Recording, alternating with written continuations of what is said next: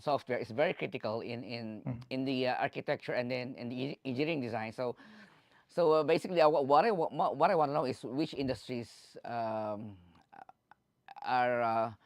more exposed to risks, cyber Mm. risk, when it comes to using unlicensed software. So basically, you already It's answered that. So okay. I get conflict it's impossible to answer because any organization. I mean, look, all organizations now are online. You yeah. cannot survive without being online. So every organization has to uh, take heed of the risks associated with using unlicensed software. I mean, everybody, um, any kind of business. It doesn't matter if you're big or small. For example, if you get involved in if you haven't taken steps to protect your organization, and you're victim of a ransomware attack. It doesn't matter who you are. A ransomware is basically all your data is tied up, and now you have double extortion. They will say, well, if you don't pay us a certain amount of money, we are not going to open your systems. And if you don't pay us, we will release critical data to Hmm. competitors or to people out there. And you know what? If you're any kind of business, you're going to be exposed to it. Now, if you want me to crystallize a little bit more on my answer, I would say that certainly those organizations, for example, procurement by government for the building of big infrastructure projects, they use private sector architects or engineers or civil engineering companies. And you're talking about multi-billion-dollar projects. Can you imagine if they get a victim of malware attacks through lack of taking steps to have used licensed software as the first line of defense, and then fall victim to that?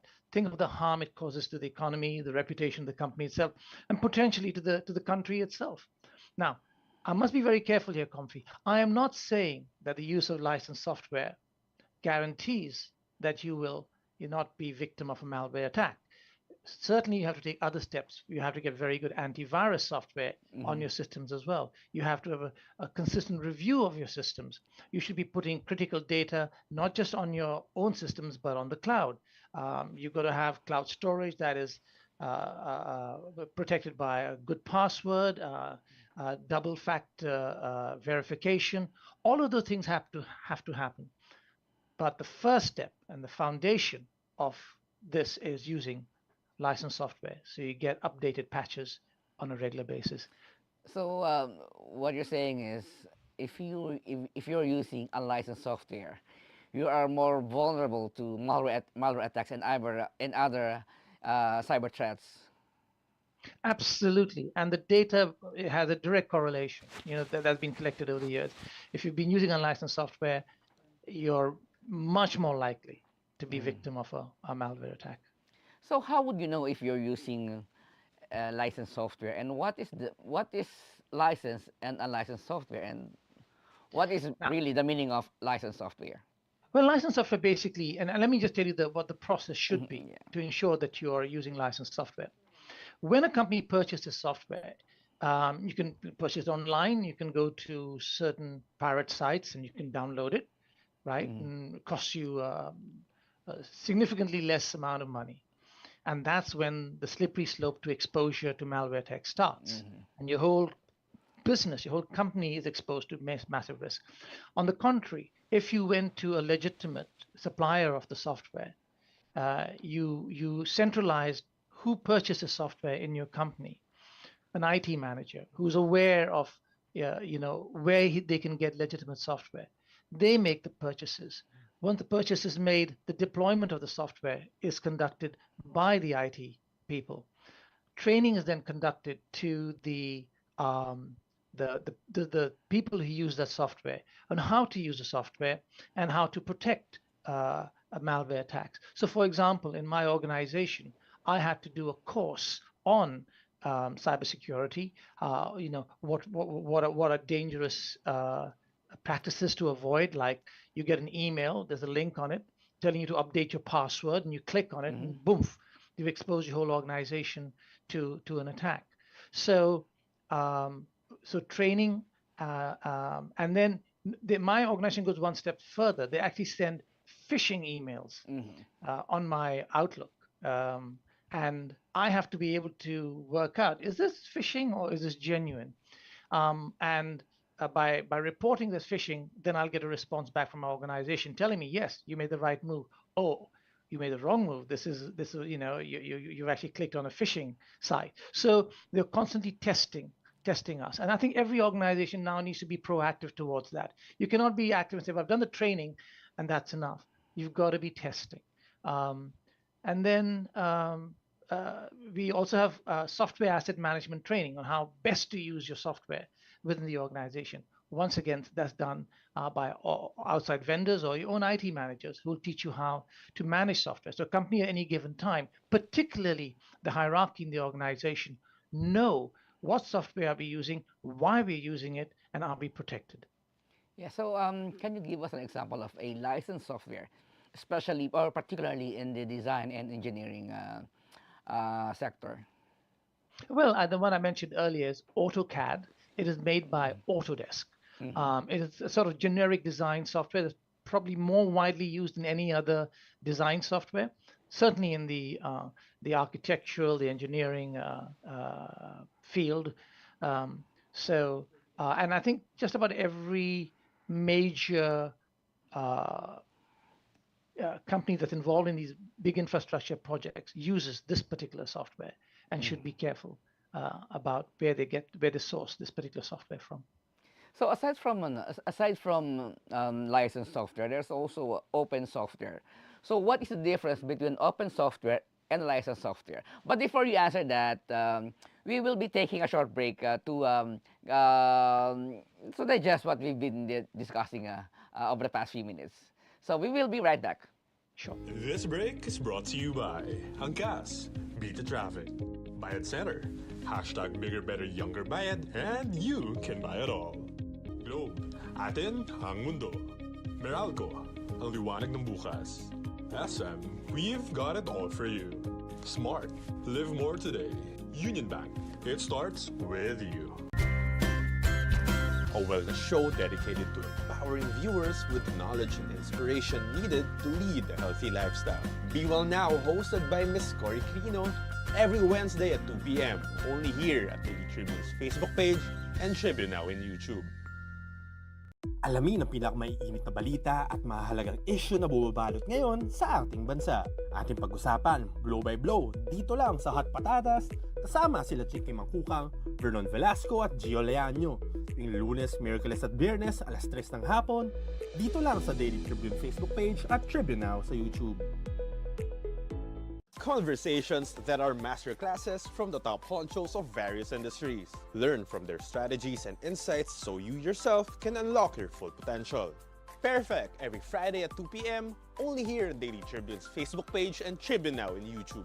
Creative minds, entertainment icons, style influencers. We shine the spotlight on remarkable individuals who shape our cultural landscape. Every Tuesday at 2 p.m. only here in Daily Tribune's Facebook page and Tribune Now in YouTube. Parayan at talakayang showbiz, times 2, doble-doble!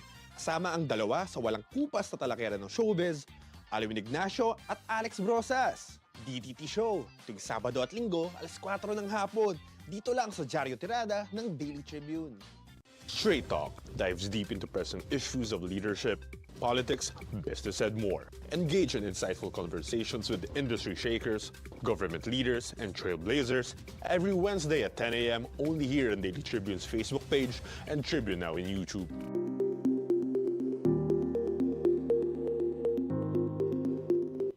And we're back, and you're still watching Business Sense. And still with us, of course, is Mr. Tarun Sawney, the spokesperson and the director of BSA, the Software Alliance. But before we took a break, Mr. Sawney discussed with us, or explained to us, the critical importance of using licensed software as the first line of defense to protect your organization from possible malware or phishing attacks and other cyber threats. So now, before we took a break again, we left a hanging question for Mr. Sawney. What is the difference between open software and licensed software? So, Mr.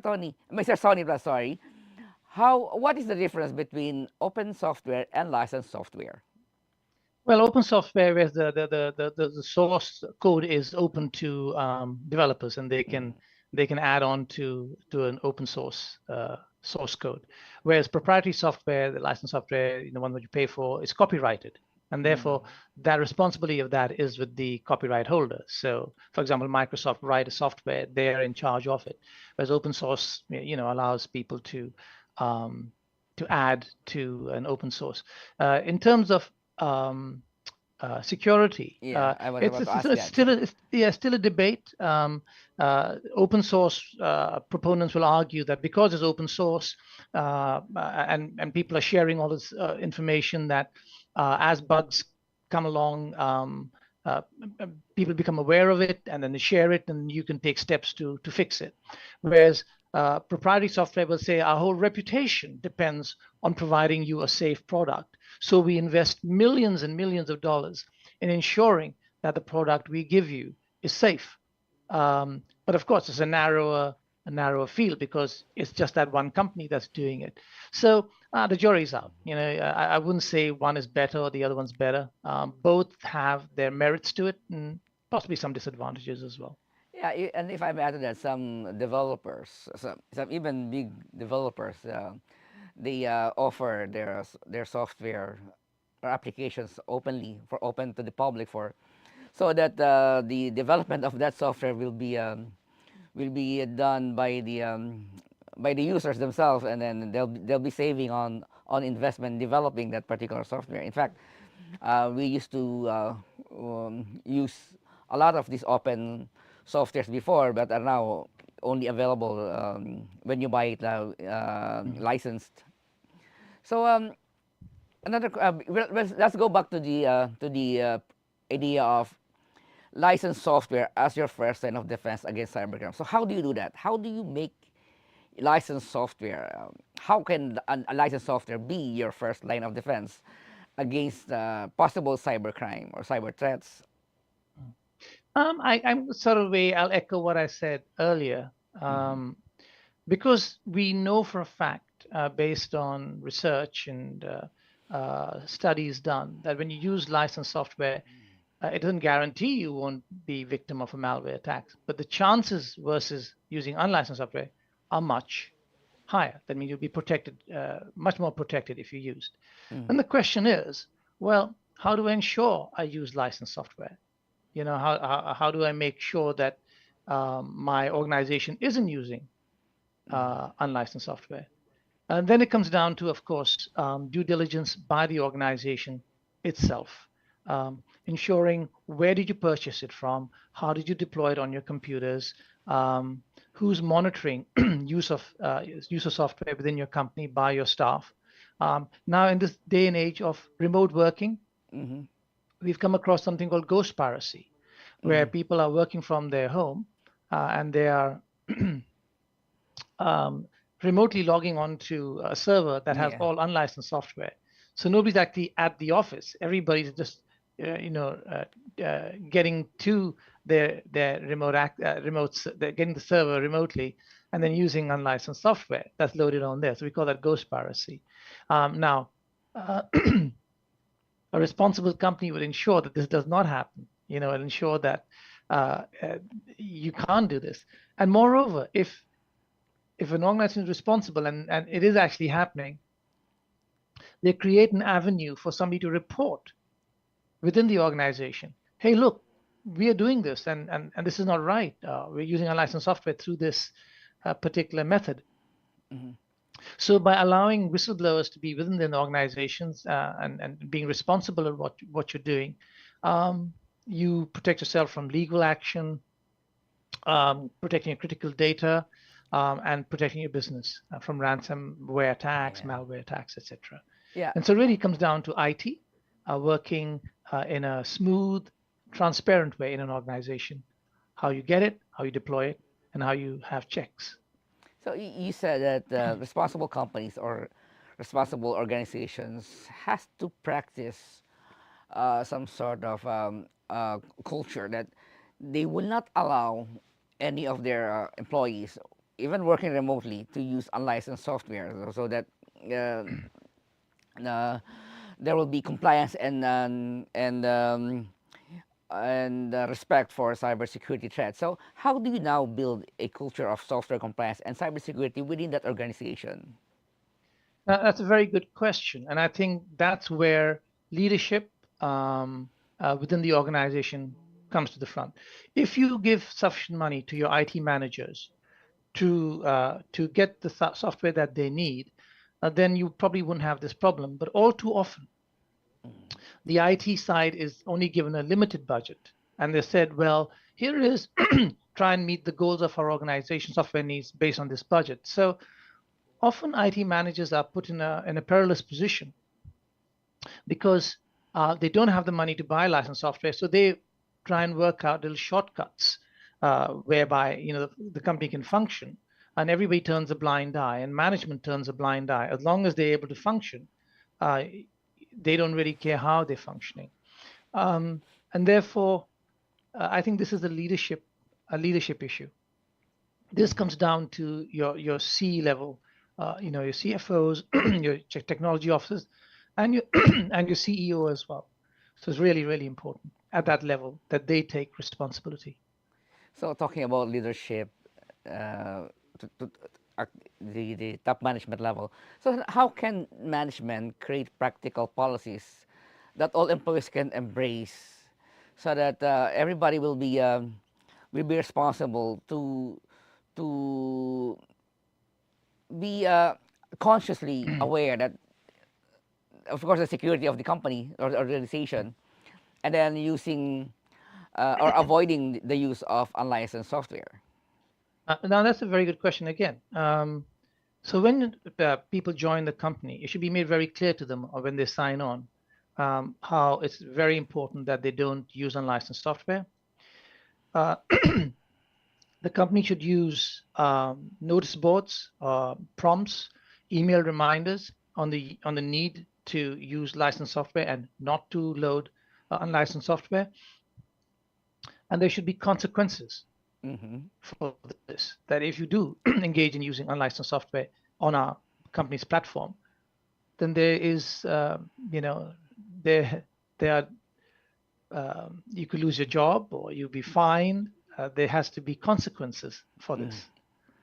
And So, this must have to be very transparent. yeah. It's not going to be maybe could be. It's got to be black and white. Your employees know the consequences of this. Well, thank you very much, and thank you for reminding us.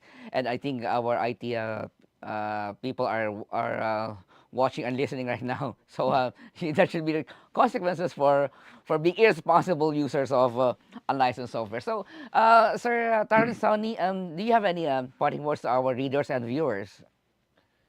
Um, Look, we live in an age now where everything is going online. Everything. Um, the problem being everything being online is, whereas before you secure your home by putting a lock on your door, you bolt the windows. You can get your guard dog if you wanted to. So you protected things in the old days. Now it's not. It's all digital. The number of attacks, as I pointed out earlier, have gone up astronomically, 50% from one year to the next year in ransomware attacks. If your business is online, and I think just about everybody business is, an attack is coming. It's coming. It's not of if, it's a case of when. And the question you have to ask yourself, if you're a CEO or a CDO or CFO, is, are we ready for such an attack? Have we got um, processes in place to deal with such an attack? So I would urge all leaders in companies who have the influence to make an impact as far as IT protection is concerned, don't wait. Do it now.